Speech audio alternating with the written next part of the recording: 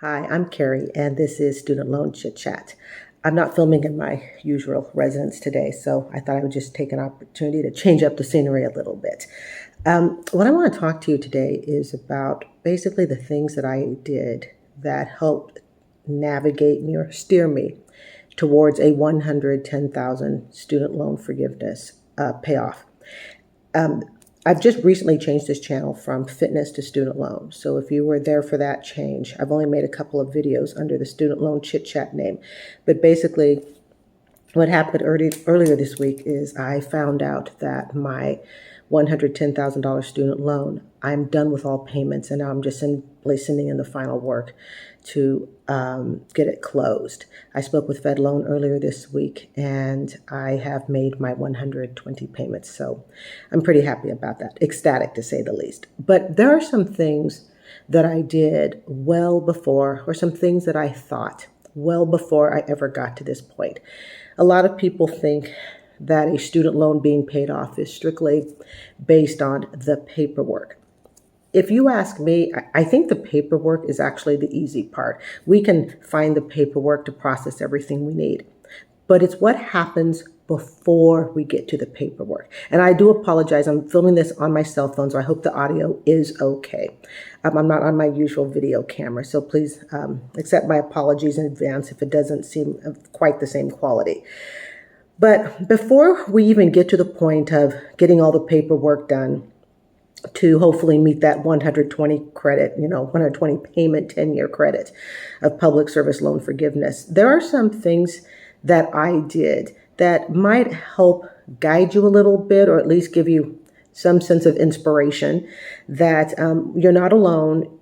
You are definitely not the only one going through this. Lots of people, millions of people have gone through this before you. But what's different is the public service loan forgiveness and trying to get that up to 120 credits, 120 payments, so that you can have that forgiven. So I've got about 7 things here. You never know, I might add another thing or two before it's done. But I've got about 7 things that I definitely did. And this is just simply my own experience, okay? So to help guide you, the first thing that I always did, and these only apply to me, okay? So they may not apply to you. I was never in denial about my student loan debt. I was never in denial about the amount that was owed. And here's another thing. I wasn't ever in denial about how I got there. And that actually is a whole video on itself about how I went from an $80,000 student loan debt in approximately 2006 and how it reached 110, 16, 17 years later. But I was never in denial. And I think, unfortunately, what happens a lot of the times is people get into denial about it. I have talked with people about their student loan debt just over the years. You find out other people have it. And if you say to them, how much do you owe? A lot of people can't tell you how much they owe. All they can tell you is, well, I have student loans. I've had it for a long time, and I'm kind of afraid to look at it, but I know it's really high. And if I've ever said, well, how high? They couldn't tell you, because $20,000 is very different from 50 to 80 to 100, a couple $100,000. Okay. So I was never in denial about the fact that I have this debt. Here's how much it is each year. I could pretty much tell you how it was growing. All right. So I was never in denial about that. All right. The second thing that I never did was I never stopped looking for opportunities to pay off the debt. This is a big one, because I think so often people get into a debt, and it doesn't even have to be student loan debt, but for the purpose of this channel, we are going to focus strictly on student loan, because student loan debt, it's almost like you're encouraged to some extent that, hey, you know what, you can take out this debt. It's okay if you don't pay it off for 10, 20, 25 years. We're going to all set those payments arrangements up for you. You're good. But you really don't click in your head as to just how much it is. And then when you do, it's like, well, I'm never going to get out of this debt. It's not going to matter. I'm going to take it to the grave. All right. So I never stopped looking for opportunities. And there were a couple of different opportunities. One was doing a part-time job and I had at times throughout the last 16 years, I had, dipped in and out of working part-time jobs. The other thing is, and this can be very, for some people, talking about debt with other people is not comfortable. But believe it or not, talk to other people that you know have student loan debts, or the circle that you run around in. You're all students. And it doesn't matter if you're in adult education classes, if you're 30, 40, 50s, or if you're in your 20s, okay?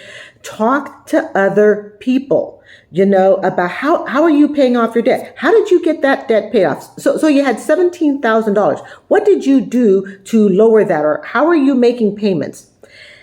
Believe it or not, a lot of times people who have debt actually have, in my opinion, probably some creative ideas who have paid it off. Let's put that. People who have debt, manage it, and have paid it off. Oftentimes may have some creative ideas on how to pay off that debt that you will never know about because you never ask or you never share with them, okay? So that's something to do, is don't stop looking for opportunities to pay off the debt, all right?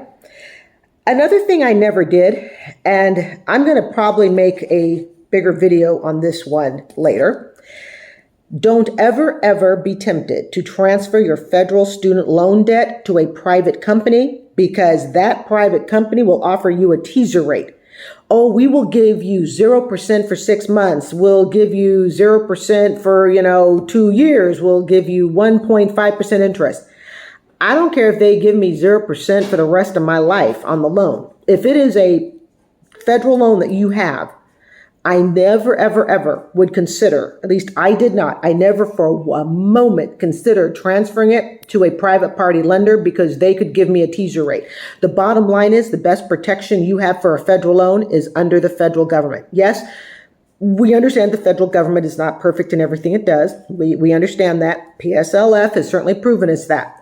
I don't care how bad PSLF got. I don't care how bad it is, okay? The bottom line is never, ever had I ever considered transferring it to a third party, pulling it out of federal loan and giving it to a private third party, because that third party sent me a solicitation email or letter that said, hey, transfer your student loan debt to us. We'll give you, a 2.1% for 15 months. Forget it. Throw those away. Next, and this is a tough one because with the temporary expanded public service loan forgiveness program, I recently read about it, and there's something like 23 million people are potential applicants on the program, yet less than half, okay, something like 12, 13 million have actually responded, and of those response, less than 2% are on track for loan forgiveness. I am part of that 2%. All right, on track for loan forgiveness.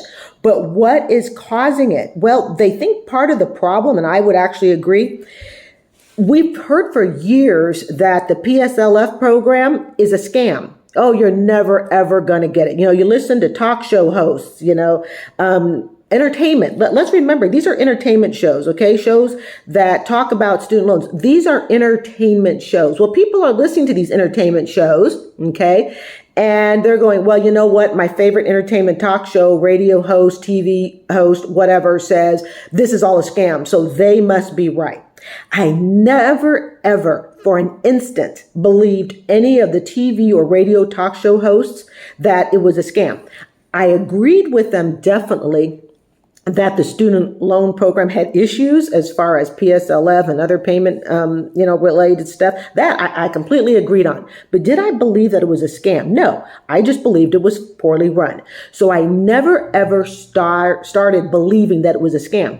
Because unfortunately, what's happening as this temporary waiver closes in October, you have people who have completely bought in that it's a scam, and they're not going to listen to anyone or anybody tell them that, no, there's really an opportunity to get out of it. They are fully entrenched in the belief that it's a scam, and therefore they're done listening. And I've read it, I've heard about it. Unfortunately, they're going to be caught after October, and there's nothing they're most likely going to be able to do about it, okay? Don't be so quick to listen to your entertainment host, radio and TV, telling you that it's a scam. Default.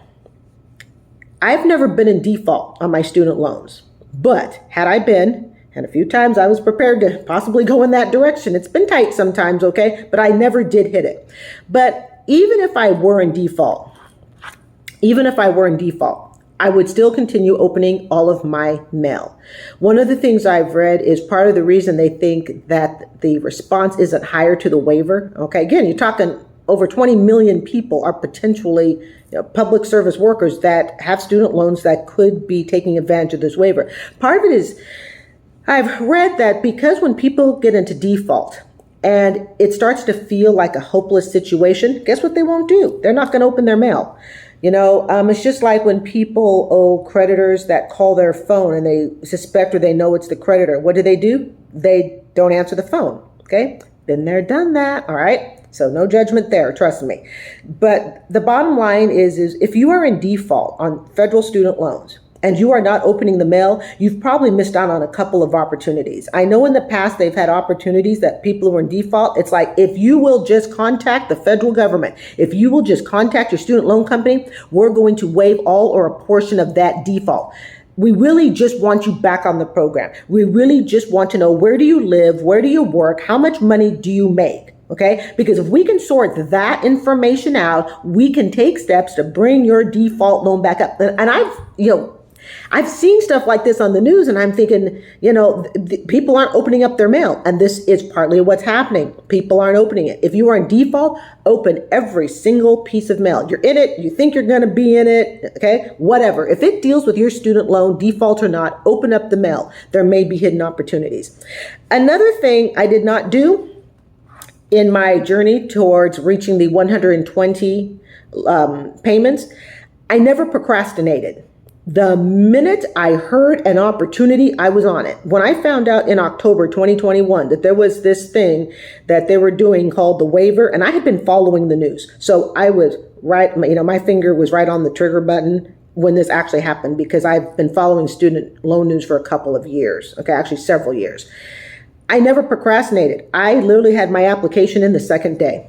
There was no excuse of, I'm too busy, I'll do it later, I can't do it right now, whatever, okay? And again, I'm not knocking people who may be too busy and have to do it later. What I'm just saying overall is, no one's going to work harder to get your loan paid off than you are.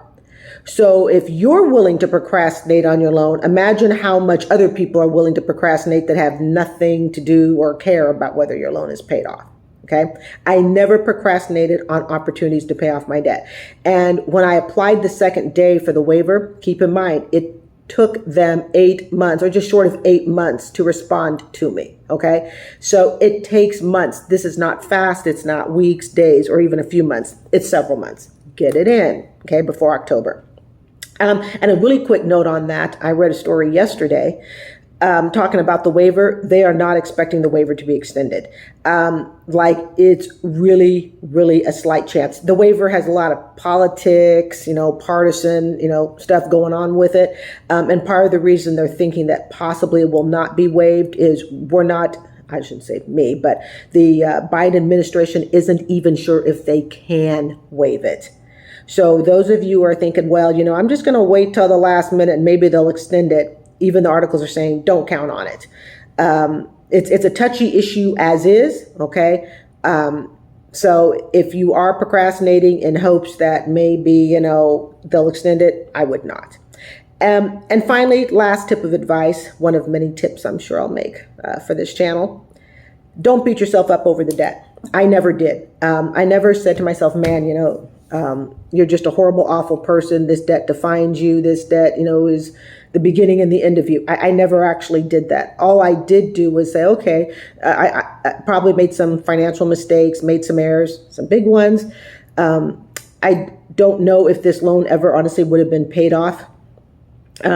Possibly in my lifetime, considering I also need to save for retirement. So I was kind of looking at it from that standpoint. But did I ever beat myself up for it and feel like I was a horrible, awful person? No. Okay, I was a good person who made some financial moves, not really understanding what was going on and how this would affect me in the future. And if I can make that in my 30s, when I incurred this debt, imagine what the 19, 20-year-olds are doing. And how we are so hard on them for having the debt. We really shouldn't be. This was easy for adults, okay? Educated adults like me to make. So honestly, how would you expect somebody in their late teens and 20s to make those same decisions? And then we want to, get mad at them for it. No, we can't, because adults have made this mistake. Adults like me, educated, smart, intelligent. okay, made the same mistakes.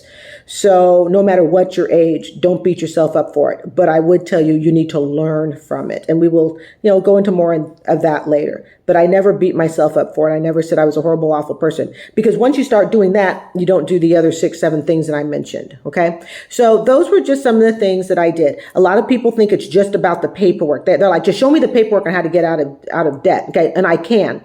But at the same time, people need to also understand the paperwork's the easy part to some extent. It's, can you maintain the thought process necessary so you can get through all the challenges until you find a way to pay it off? And if you can maintain a thought process that works for you, okay, that's what you're going to need to do. And then eventually the answer will reveal itself. All right. So I hope this gives you some tips, advice, lots more tips and advice down the road. And heck, maybe I'll make another YouTube video in just a few minutes. We'll see. All right. But I hope this helps you guys a lot. And I hope you're having a great day. All right. I'm Carrie. This is Student Loan Chit Chat. Have a beautiful day. Bye.